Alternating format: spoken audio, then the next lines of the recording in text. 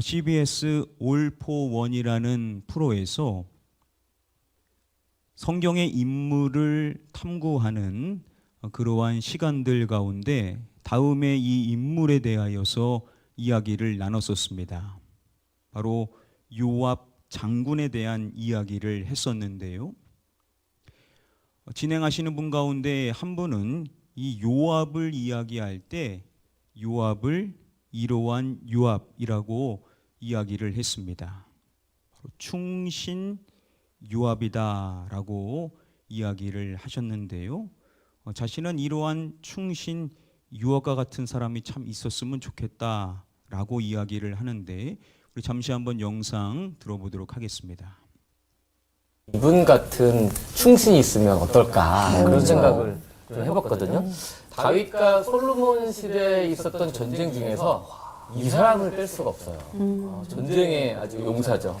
그리고 용맹하고 충성스러운 최고 사령관. 요압을 이야기할 때 최고 사령관, 용맹하고 그리고 충성스러운 장군으로 요압을 이야기를 하는 것입니다. 이렇게 요압에 대해서 좋게 이야기를 하자 또 다른 패널은 이야기할 때 아니다. 요압은 죽여서는 안 되는 사람 여럿을 죽인 살인자에 불과하다라는 식으로 이야기를 하면서 또 요압에 대한 반대 입장을 표명을 했습니다.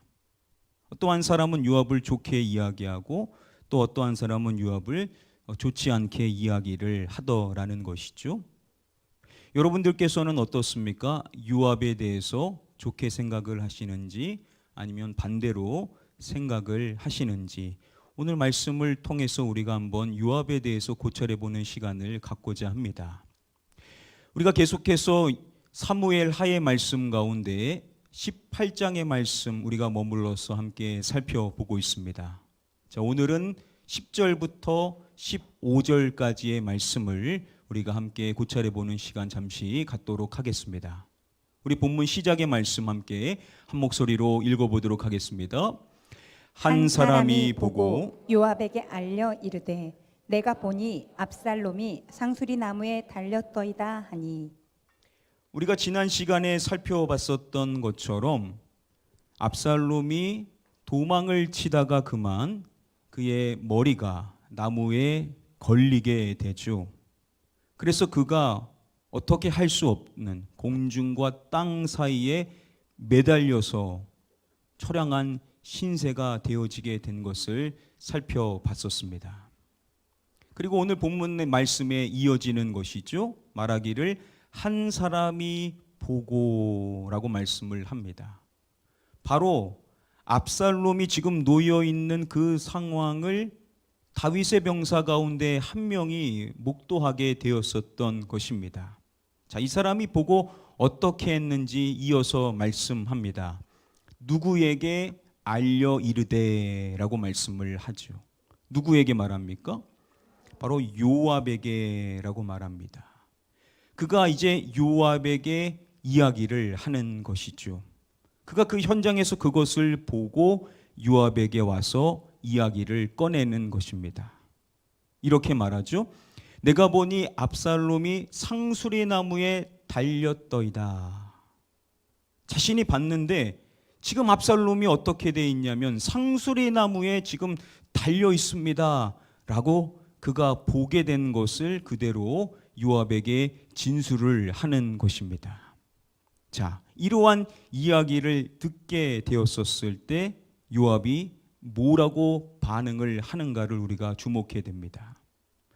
이어지는 말씀을 보면 요압이 그 알린 사람에게 이르되라고 이야기를 하죠. 자, 그 사람이 요압에게 자신이 본 것을 이야기했었을 때 그 이야기를 들었었던 요압이 그 사람에게 과연 뭐라고 이야기를 하는지 우리가 주목해 볼 필요성이 있는 것입니다. 그가 가장 먼저 이렇게 말합니다.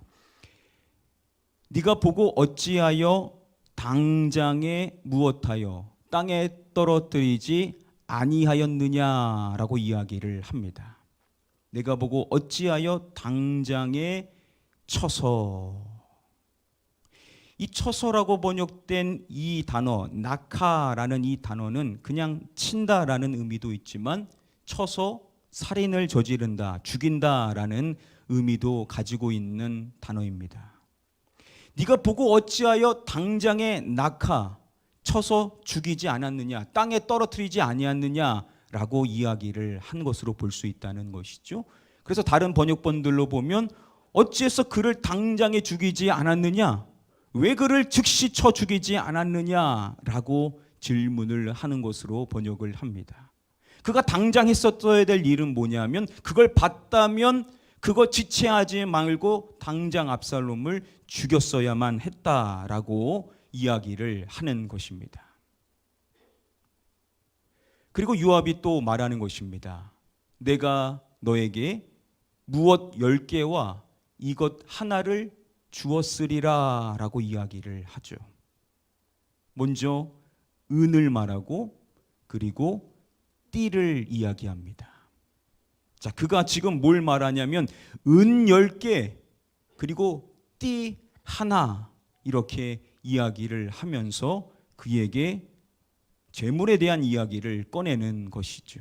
자, 은 10개는 우리가 그게 가치가 어느 정도인지는 모르겠지만 그래도 이게 큰 것이다라고 생각할 수 있을 텐데 띠에 대해서는 우리가 좀 이해가 필요할 것 같습니다. 오래전에 용사들의 동굴이라는 오늘날 여리고에 해당이 되는 곳에서 한 동굴에서 무엇인가가 중요한 것이 발견되어지게 됩니다. 약 6,000년 전에 귀족이 입고 있었던 그러한 옷과 그리고 유골들이 발견되어지게 됩니다. 그 당시에 귀족들이 입었었던 옷들을 한번 구성해 보면 이런 식이다라고 소개를 해 주었었는데요. 지금 보이시는 것 가운데 지금 이렇게 늘어져 있는 것이 바로 오늘 성경에서 말하고 있는 띠에 해당이 됩니다. 이 띠에 대해서 설명해 드릴 때 이렇게 말합니다. 당시 일반 병사에게 매우 탐나는 것이 띠였다.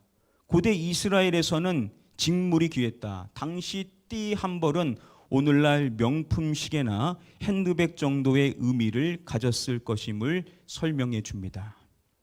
당시 병사들에게 탐나는 것 중에 하나가 뭐냐면 바로 이러한 띠였다라는 겁니다. 용사들이 귀족들이 가지고 있었던 띠였다라는 거죠. 왜냐하면 이것이 당시 직물이 귀했기 때문에 매우 값비싸게 여겨졌다라는 것이죠. 그래서 이러한 것을 오늘날로 적용해 본다면 명품 시계, 명품 핸드백 정도로 이해를 해볼 수가 있다라고 설명을 하는 것입니다. 매우 값어치 있는 사람들이 탐낼 만한 것으로서 이해를 해볼 수가 있다라는 거죠. 여러분, 전 세계 가운데 1인당 명품 소비액이 가장 높은 나라가 어디인지 아십니까? 바로 우리나라가 1인당 명품 소비액이 제일 높다고 합니다. 이렇게도 경기가 안 좋은데 지금도 명품관에 가면 그렇게 사람들이 많다라고 합니다. 우리나라는 미국과 중국보다 훨씬 더 1인당 명품 소비액이 높다라고 하죠. 어떻게 우리나라가 명품 소비 세계 1위 국가가 되었다라는 겁니다. 그러면 사람들이 막 부유해져서 정말 가진 게 많아서 그런 거냐? 그렇지가 않다라는 겁니다. 이렇게 명품 열풍이 나서 백화점의 명품 매출의 절반을 차지하는 사람들이 누구냐? 많은 부를 차지하게 된 많은 것을 쌓은 사람들이 그런 것이 아니라 소위 MZ세대가 그 소비 매출의 절반을 차지한다라고 합니다. 그러니까 20, 30대가 자신들이 가지고 있는 것을 욜로라는 명목으로 그냥 사버린다라는 거죠. 그래서 절반의 매출을 젊은 세대들이 이렇게 하고 있음을 뉴스에서 소개를 해 주었습니다. 왜 그런 거냐? 이것을 전문가들이 분석한 것이 외적 과시욕구가 자극되어지기 때문이다라고 이야기를 합니다. 요즘 젊은 세대들은 SNS를 하지 않습니까? 거기서 자랑하는 게 뭐냐면 자신이 산 명품들, 이런 것들 자랑하는 것들을 보면서 자극을 받아서 나도 한번 사봐야 되겠다 해가지고 이 명품, 그러한 소비할 수 있는 금전적 여유가 없는데도 대출을 받아서 카드로 그냥 그것을 소비를 하게 되더라는 겁니다. 그러니까 왜 그런 거냐? 한 28세 한 여성은요, 그거 살려고 대기하면서 인터뷰를 할 때 이렇게 이야기를 합니다. 다들 하나씩 있으니까 그냥 보여지는 그런 것 때문에. 다들 하나씩 있으니까 보여주기 위하여서 그것을 어떻게든 살려고 한다라는 겁니다. 요즘 젊은 세대들이 전당포를 간다고 합니다. 전당포 가가지고 자기가 가진 거 맡겨놓고 그런 것들을 구입을 하려고 전당포를 들르는 청년들이 많다라고 합니다. 이만큼 사람은 뭔가를 가시하고 싶고 갖고 싶은, 명품이면 갖고 싶은 욕구가 있다라는 거죠. 그러니까 지금 여기서 말하고 있는 띠라는 것을 그냥 띠라고 생각할 것이 아니라 명품 백, 명품 핸드북, 명품 백이나 시계 뭐 이런 것으로 생각을 할 수가 있다라는 거죠. 그리고 그러한 것을 구입할 수 있는 만큼의 금액을 지금 제한을 하고 있다라는 겁니다. 지금 요압이 이러한 이야기를 하는 이유가 뭡니까? 내가 너한테 그러한 것을 주었었을 것이다 라고 이야기를 하는 것이죠. 뭐 하면 그렇게 했었을 것이라는 겁니까? 요압을 네가 즉시 죽였으면 내가 너에게 이만한 값어치의 것들을 주었을 것이다 라는 이야기를 꺼낸다라는 겁니다. 자, 그러면 왜 이걸 꺼내냐? 내가 너 그렇게 했으면 너 그렇게 해줬었을 텐데 너 왜 안 했느냐? 이 정도로 이야기하는 것이 아니겠죠? 지금 그의 의도는 무엇이냐면 다시 한번 달려가 죽일 수 있는 기회가 있음을 알리는 것으로 볼 수 있음을 학자들은 말합니다. 지금이라도 늦지 않았으니까 너 지금 달려가서 그것을 시행한다라고 한다면 내가 너에게 이러한 것을 줄게 라고 넌지시 제안을 함으로써 그를 부추기려고 한다라는 것이죠. 그러니까 오늘날 젊은 세대의 사람들이라면 얼마든지 혹할 수 있는 제안이었었을 것이라는 것이죠. 자, 이렇게 제안을 받게 되었었을 때 이 사람이 그럼 어떻게 반응을 할 것인가? 이제 우리가 또 주목을 해봐야만 하는 것입니다. 우리 이어지는 본문 말씀 함께 한 목소리로 읽어보도록 하겠습니다. 시작. 그 사람이 요압에게 대답하되 내가 내 손에 은 1000개를 받는다 할지라도 나는 왕의 아들에게 손을 대지 아니하겠나이다. 우리가 들었거니와 왕이 당신과 아비새와 이때에게 명령하여 이르시기를 삼가 누구든지 젊은 압살롬을 해하지 말라 하셨나이다.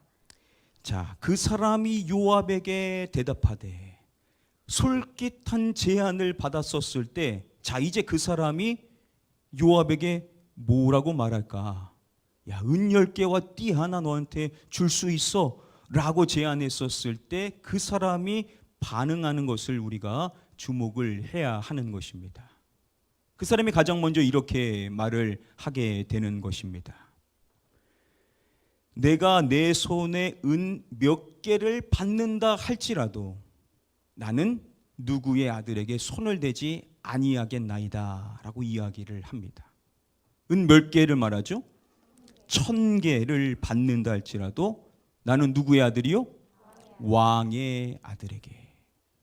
내가 지금 내 손에 은 1000개를 받는다 할지라도 나는 왕의 아들에게 손을 대지 아니하겠습니다. 나는 그렇게 하지 않을 것입니다 라고 이야기를 하는 것입니다. 자, 은 10개와 띠 하나를 말했는데 1000개를 나에게 준다 하더라도, 만일 띠를 말한다 하더라도 띠 100개를 나에게 준다 하더라도 나는 절대로 그러한 일을 하지 않을 것입니다. 아주 단호하게 그가 의사를 표명을 하는 것입니다. 여러분, 이렇게 요압 장군에게 단호하게 이야기를 할 수 있는 이유가 있는 거죠. 함부로 이야기했다가는 오히려 그가 해를 당할 수 있는 겁니다. 이렇게 그가 단호할 수 있었던 명백한 근거가 있었기 때문에 그가 이렇게 이야기를 하는 것이죠. 이제 그가 그 근거를 말하는 것입니다. 우리가 들었거니와. 자신을 포함한 다른 병사들이 다 들었다라는 겁니다. 뭘 들었냐? 그가 말하죠. 왕이 누구와 아비새와 이때에게 명령하여 이르시기를 삼가 누구든지 젊은 누구를 해하지 말라. 자, 왕이 가장 먼저 당신과 아비새와 이때에게 명령하여 이르기를 삼가 누구든지 젊은 누구를요? 압살롬을 해하지 말라. 왕이 당신과 아비새와 이때에게 명령하시기를 누구든지 압살롬을 해하지 말라라고 하셨음에 대해서 이야기를 하는 것입니다. 바로 앞서서 전쟁을 출발하기 전에 왕이 그 지휘관 3명에게 분명하게 명령했었던 내용에 대해서 지금 꺼내는 것입니다. 그때 왕이 말하기를 압살롬을 너그러이 대우하라 라고 이야기를 하죠. 너그러이 대우하라 라고 말한다라는 것은 어떠한 의미냐? 압살롬을 죽이지 말고 지켜달라는 의미로 지금 왕이 이야기를 했었던 것입니다. 해하지 말라는 정도가 아니라 그를 지켜야 된다라고 이야기를 했다라는 거죠. 자, 이 이야기를 했었을 때 모든 지휘관들에게만 따로 말한 것이 아니라 백성들이 그 이야기를 할 때 다 들었던 겁니다. 즉 왕이 모두가 들을 수 있게끔 그 3명의 지휘관에게 이야기했지만 결국 모든 사람들에게 명령을 했었던 내용이었던 것이죠. 그래서 그가 말하는 것입니다. 왕이 말했던 것을 우리가 들었기 때문에 나는 그렇게 할 수가 없습니다. 더욱이 이 일을 가장 먼저 명령받았던 사람이 누구냐? 바로 당신 아닙니까? 당신에게 명령한 내용이 이 내용이 아닙니까? 라고 지금 요압 장군에게 이 무명의 사람이 그것을 상기시키면서 왕이 뭘 명했습니까? 라는 것에 대한 이야기를 꺼내더라는 것입니다. 그리고 이 사람이 여기서 멈추지 않습니다. 이어서 말합니다. 아무 일도 왕 앞에는 숨길 수 없나니. 지금 이 일을 감춰서 할 수 있는 일이 아니라는 것이죠. 거짓으로 할 수 없습니다. 모든 것은 결국 왕에게 드러날 수밖에 없습니다. 라고 그가 이야기를 하는 것입니다. 자, 그리고 마지막에 아주 의미심장한 이야기를 합니다. 내가 만일 거역하여 그의 생명을 해하였더라면 누구도 나를 대적하였으리이다 라고 그가 이야기를 합니다. 누구를 말할까요? 당신도. 내가 만약에 거역하여서 압살롬의 생명을 해하였더라면 어떻게 될 것인가? 만약에 그렇게 죽였다면 요압이 도리어 자기를 압살롬을 살해한 자로 다윗 왕에게 고소할 것이라고 단정하고 있다라는 거죠. 이로 보아서 이 병사는 평소 요압의 교활하고 기회주의적인 성격을 잘 알고 있었기 때문에 이 요압이라는 사람을 신임하지 않은 것으로 볼 수가 있다라고 주석은 이야기를 합니다. 만약에 그가 지금 솔깃한 제안을 한 것처럼 보이지만 실제로 자신이 압살롬을 죽였으면 요압이 자신을 고발할 것이라는 겁니다. 우리는 안 죽이려고 했었는데 이 사람이 자신도 모르게 죽였습니다 라고 하여서 왕에게 자신을 고발했을 것이다라고 단정지어서 이야기를 한다라는 거죠. 그러니까 이 말은 지금 이 병사가 요압이라는 사람이 어떠한 사람인지를 너무나 잘 알고 있다라는 겁니다. 이 요압이라는 사람은 얼마나 교활한 사람이고 얼마나 기회주의적인 사람인지, 말은 이렇게 하지만 딴 데 가서 다른 이야기 할 수 있는 사람이라는 것을 너무나도 잘 알고 있다라는 거죠. 그러니까 이 요압이 말하는 것 솔깃한 제안을 하지만 이거 사실은 팩트가 아니라는 겁니다. 안 할 것이라는 거죠. 오히려 자신을 고소할 만한 사람이 요압이라는 겁니다. 여러분 이 이야기를 도왔었을 때 요압이 얼마나 뜨끔했겠습니까? 그의 마음을 정확하게 꿰뚫어서 지금 이야기를 하는 겁니다.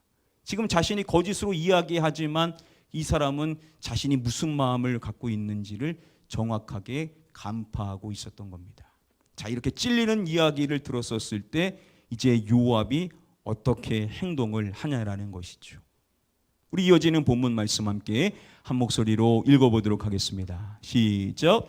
요압이 이르되 나는 너와 같이 지체할 수 없다 하고 손에 작은 창 셋을 가지고 가서 상수리 나무 가운데서 아직 살아있는 압살롬의 심장을 찌르니. 자, 그 이야기를 들었었을 때 요압이 이야기를 하는 것입니다. 이렇게 말하죠. 나는 너와 같이 지체할 수 없다. 자, 더 이상 말로 해서 안 될 것을 아는 것이죠. 그래서 나는 너처럼 어리석게 지체하지 않고 당장의 행동에 옮기겠다라고 이야기를 하는 것입니다. 그리고 그가 보인 행동이 뭐냐면 손에 작은 창 셋을 가지고 가게 됩니다. 그가 창셋, 작은 창셋을 챙겨가지고 바로 압살롬이 지금 매달려 있는 그 상수리 나무로 가게 되는 것이죠. 그리고 그가 이렇게 합니다. 상수리 나무 가운데서 아직 살아있는 압살롬의 심장을 찌르니. 그가 자신이 가져온 그 작은 창, 그것을 가지고 지금 살아있는 압살롬의 심장을 찌르게 되는 겁니다. 영어 성경어로 보면 하나가 아니라 댐이라고 복수형으로 쓰여 있기 때문에 세 개 가운데 최소한 2개 이상을 찔렀음을 이야기하고 있습니다. 학자들은 그가 그 3개를 다 찔렀을 것이다 라고 추정을 합니다. 그래서 다음의 이미지를 보면 3개의 창이 꽂혀 있는 것을 확인해 볼 수가 있습니다. 그가 압살롬을 죽이고자 하는 마음으로 가져갔었던 그 3개를 다 썼다라는 것이죠. 자, 이렇게 요압이 행동을 했었을 때 이어지는 말씀을 보면 요압의 무기를 든 청년 10명, 즉 요압의 호위병사 10명이 그를 따라갔었는데 자신의 지휘관이 그 창 3개로 그의 심장을 찌르자 이들이 가만히 있을 수가 없는 거죠. 그래서 그들이 어떻게 하냐면 압살롬을 에워싸고 쳐 죽이니라 라고 이야기를 함으로써 10명이 다 무기를 가지고 아주 처참하게 압살롬을 죽였음을 이야기를 하는 것입니다. 자, 이것이 오늘 본문의 말씀의 이제 마지막 내용입니다. 서두에 살펴봤었던 그 프로에서 이 요압 장군에 대하여서 이야기했었을 때 그 첫 번째 진행하시는 분이 요압을 뭐라고 말했었죠? 충신이다라고 이야기를 했었죠. 여러분, 요압이 충신입니까? 물론 우리가 한 사건만 가지고 요압을 총평할 수는 없을 것입니다. 자, 그런데 오늘 말씀은 아주 중요한 사건 아닙니까? 여러분, 다윗이 그 3명의 군 지휘관에게 명령을 내릴 때 그가 뭐라고 말했는지를 우리가 주목해야 됩니다. 그 3명에게 말할 때 젊은 압살롬을 너그러이 대우하라고 말할 때 그냥 너그러이 대우하라라고 이야기하지를 않았습니다. 그가 뭐라고 말하냐면 누구를 위하여 젊은 압살롬을 너그러이 대우하라라고 이야기를 했습니다. 누구를 말하겠습니까? 나를 위하여. 나를 위하여. 나를 봐서 젊은 압살롬을 너그러이 대우해 주라 라고 이야기를 한 것입니다.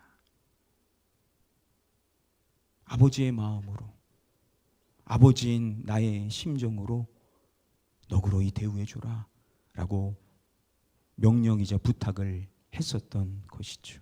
물론 지키기 어려운 부탁이지만 이러한 이야기를 가장 첫 번째로 받게 되었었던 사람이 결국 누구인 것입니까? 바로 요압인 것이죠. 여러분 생각해 보십시오. 요압이 정말로 충신이라고 한다면, 정말로 다윗의 마음을 헤아리면서 다윗을 위하여 열심을 다하는 사람이었다면 고민은 해봤지 않겠습니까? 최소한 갈등은 해봐야 되지 않겠습니까? 근데 그는 전혀 지체함이 없습니다. 한 번의 망설임도 없이 자신이 가지고 있는 그 창을 다 썼을 만큼 처음부터 살려둘 생각이 전혀 없었던 사람이 요압이었다는 것이죠. 과연 그가 충신인가? 오히려 충신은 누구겠습니까? 오늘 말씀에서 말씀이 누군지 밝혀주지 않지만 요압의 정확한 그의 마음을 꿰뚫어 보고 왕의 명령을 말하면서 물질의 유혹에 흔들리지 않고 그렇게 하지 않겠다라고 말했었던 이 병사가 오히려 충신이 아니겠습니까? 그 프로에서 한 목사님은 이 다윗의 군대 장관이었었던 요압을 무엇과 같은 인물이라고 말했냐면 수수께끼 같은 인물이다라고 이야기를 했습니다. 이 요압이라는 사람이 그냥 한 면만 갖고 있는 사람은 결코 아니죠. 우리가 앞으로도 이제 요압을 쭉 살펴보게 될 것입니다.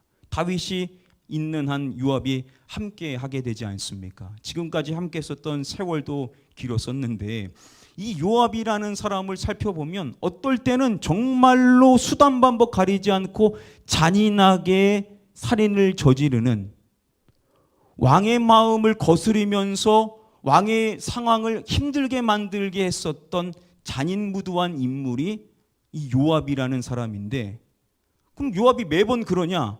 또 그렇지는 않더라는 거죠. 나중 가서 보겠지만 다윗이 판단을 잘못했었을 때 지혜로운 충언을 해주는 사람이 또한 요압이라는 사람입니다. 그러니까 한 면만 갖고 있는 사람은 아니다라는 거죠. 그래서 요압에 대한 평가가 사람들마다 조금씩은 차이가 있을 수 있는 여지가 있는 것입니다. 그렇죠. 세상에 다 무조건만 나쁜 사람만 있습니까? 양면성이 다 있는 것이죠. 요압이라는 사람이 그렇더라는 겁니다. 그래서 그가 완전히 충신이 아니냐라고도 또 말하기가 힘든 것이죠. 왜냐하면 지금껏 또 다윗을 위하여 열심히 싸우고 했었던 사람이 요압이라는 사람이긴 하더라는 겁니다. 그래서 그 프로에서 또 다른 목사님 한 분이 이야기를 또 하시는데요. 먼저 이 요압에 대한 이야기를 할 때 결말이 중요하지 않겠습니까? 요압을 우리가 이제 나중에 살펴보겠지만 이 요압이라는 사람의 마지막이 어떻게 끝나냐? 결국 이 요압의 인생이 누구와 비슷하다라고 이야기를 합니다. 바로 압살롬과 비슷하게 끝난다라고 말합니다. 다윗이 유언을 이제 합니다. 요압을 죽이라고요. 결국은 요압이라는 사람이 어떠한 사람이었는지를 결론에서 우리가 살펴보게 됩니다. 우리 교단 목사님이신 지영훈 목사님은 요압 충신이긴 하다, 충신이 아니다라고까지 말하기는 좀 어렵다. 그런데 그냥 충신이 아니라 이러한 충신이다라고 이야기를 했습니다. 2% 부족한 충신 요압이라고 이야기를 했습니다. 그러니까 충신인 것처럼 보이는데 2%가 부족하더라는 겁니다. 2% 되게 작은 것 같지만 사실 가장 중요한 게 빠질 수도 있는 거죠. 우리 역시도 그럴 수가 있죠. 잘하는 것 같은데 정작 중요한 2%가 빠질 수가 있는 것인데 이 요압이라는 사람을 반면교사 삼아야 될 점이 무엇이냐? 지영훈 목사님은 이렇게 말합니다. 결국 다윗의 친족하였지만 이 요압이라는 사람이 결국 마지막에 가서 비참한 말로를 맞이할 수밖에 없었던 이유가 무엇이냐? 요압은 주군의 이것을 얻지 못한 사람이었기 때문이다라고 이야기를 합니다. 주군인 다윗의 무엇을 얻지 못했을까요? 주군의 마음을 얻지 못한 사람이다라고 이야기를 합니다. 뭔가 열심히 하는 것 같고 정말로 최선을 다하는 것 같고 열정적인 사람입니다. 요압이라는 사람은 참 행동적인 사람이었고 남들이 하기 싫어하는 일을 앞장서서 해서 문제를 간혹 해결하는 중요한 일을 하기도 하는 사람이었습니다. 근데 중요한 것은 다윗의 마음을 얻지는 못했다는 겁니다. 다윗이요, 요압이 귀중한 사람인 건 압니다. 근데 그를 신임하지는 않습니다. 요압이라는 사람이 중요한 역할을 하는 사람이고 영향력 있는 사람인 것은 아는데 다윗이 마음이 통하는 사람으로 인정하지를 않았다라는 거죠. 목회자인 저도 그렇습니다. 뭔가 많이 부족한 것 같지만 그래도 마음이 통하는 분들이 있습니다. 잘하고 못하고는 중요한 게 아니라 마음이 통하는 경우가 있습니다. 그러면 마음이 통하면은 사실 다른 게 좀 부족하더라도 괜찮지 않습니까? 98%가 부족해도 2%의 마음이 통한다면요, 사실 그 98%가 물론 클 수도 있지만 그래도 괜찮습니다. 근데 정말로 열심히 하고 최선을 다하고 누구보다도 앞장서서 헌신하는데 이 마음이 안 통하는 겁니다. 마음이. 그러면 인정은 하지만 신임은 못하더라는 거죠. 여러분들도 마찬가지 아닙니까? 이 사람은 나랑 마음이 통하는 사람이 있고 이 사람은 뭔가 잘하는 것 같지만 마음이 안 통하는 사람이 있더라는 겁니다. 바로 이 요압이라는 사람이 그렇다라는 거죠. 열정 중요합니다. 최선을 다하는 것 중요합니다. 그러나 중요한 것은 마음을 얻는 것이 참 중요하다라는 거죠. 다윗의 마음이 어떠한가? 다윗의 심정이 지금 어떠한가? 이것을 먼저 헤아릴 수 있는 사람이 됐어야 되는데 요압은 그런 거 전혀 신경 쓰지 않는 겁니다. 그냥 죽여버리는 거죠. 다윗이 어떠할지는 한 번도 고려하지를 않더라는 것입니다. 사실 요압이 그렇게 흘러가게 된 데는 다윗의 탓도 있습니다. 다윗도 실수를 많이 하지 않았습니까? 그거 옆에서 보면서 사실 또 배웠던 거죠. 그러나 그럼에도 불구하고 다윗이라는 사람이 성경에서 어떻게 평가를 받느냐, 우리가 이 부분에 주목을 해야만 할 것입니다. 사도행전의 말씀에 보면 다윗에 대한 이야기를 할 때 하나님께서 이렇게 말씀하시는 것으로 이야기를 해줍니다. 우리 마지막으로 함께 말씀 한 목소리로 읽어보도록 하겠습니다. 시작. 패하시고 다윗을 왕으로 세우시고 증언하여 이르시되 내가 이새의 아들 다윗을 만나니 내 마음에 맞는 사람이라 내 뜻을 다 이루리라 하시더니. 자, 하나님께서 다윗을 어떻게 평가를 하시냐? 내 무엇에 맞는 사람이라 라고 말씀을 하신다라고요? 내 마음에 맞는 사람이라. 하나님의 마음에 맞는 사람, 바로 다윗이라는 거죠. 물론 그가 잘못했었던 그 일을 빼놓고요, 그것 외에는 하나님께서 자신의 마음에 부합한 사람으로 인정하는 사람이 다윗이었다라는 거죠. 그러니까 이 다윗이라는 사람이 부족하지만 그래도 하나님과는 통하는 면이 있는 겁니다.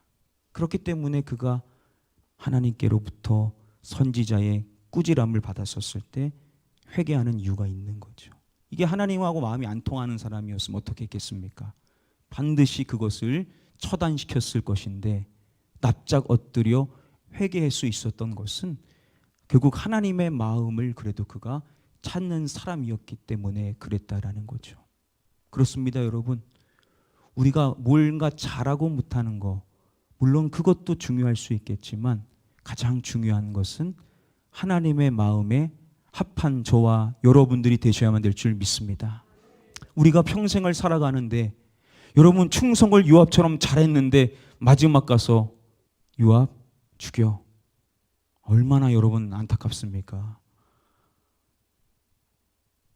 그런데 평생에 부족했어도 마지막 가서 내 마음에 맞는 사람이다 라고 평가를 받는 것, 이것이야말로 우리가 들어야 될 이야기가 아니겠는가. 저와 여러분들은 마지막 그 순간까지도 우리 아버지 하나님의 마음에 합한 사람으로 인정받는 사람이 되어야 될 줄 믿습니다. 그래서 항상 질문해 봐야 되는 겁니다. 아, 이 일이 하나님의 마음에 맞는 것일까? 내가 선택하려고 하는 이 일이 하나님의 마음에 합한 일일까? 그러니까 다른 사람들 신경 쓸 것이 아닙니다. 물론 사람도 중요하죠. 사람들도 신경 써야 되겠지만 우리가 가장 마음 써야 될 분은 우리 아버지 하나님이시고, 하나님이 어떻게 나를 보실까? 하나님이 나를 어떠한 마음으로 나를 평가하실까? 하나님 앞에 양심을 지킬 수 있는 사람, 바로 그러한 사람이 하나님의 마음에 맞는 다윗과 같은 사람인 줄 믿습니다. 마지막 순간까지도 하나님의 마음에 합한 인생으로 그렇게 하나님께 인정받고 그렇게 하나님께로 세움 받으실 수 있는, 그래서 착하고 충성된 종이라 우리가 이렇게 칭찬받을 수 있는 저와 여러분들 되시기를 주님의 이름으로 간절히 축복하며 축원합니다.